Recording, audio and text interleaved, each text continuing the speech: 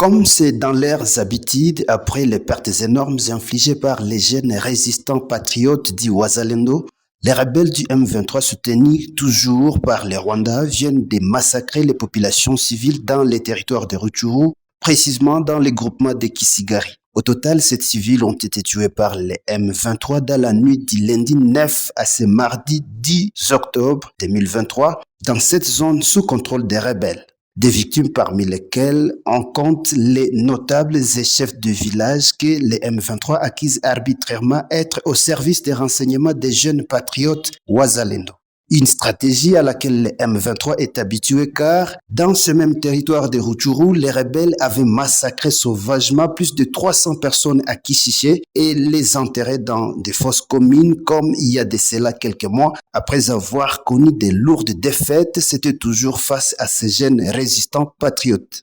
Quant au FARDC, à travers les communiqués de ce mardi 10 octobre, elle condamne avec fermeté ces massacres de trop, voire même un crime contre l'humanité en prenant pour témoin la communauté internationale afin que les terroristes du M23 puissent tirer toutes les conséquences, c'est-à-dire répondre de leurs actes devant la justice.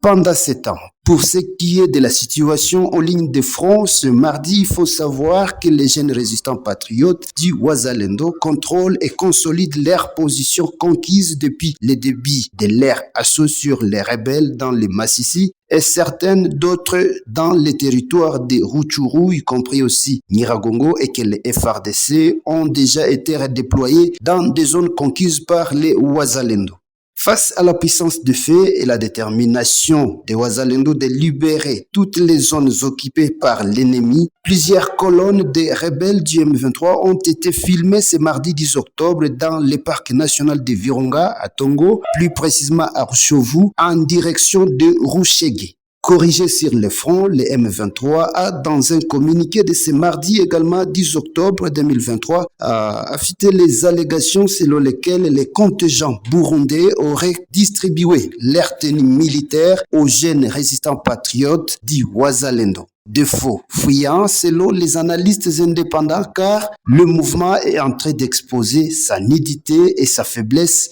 malgré son armement. Dossier à suivre.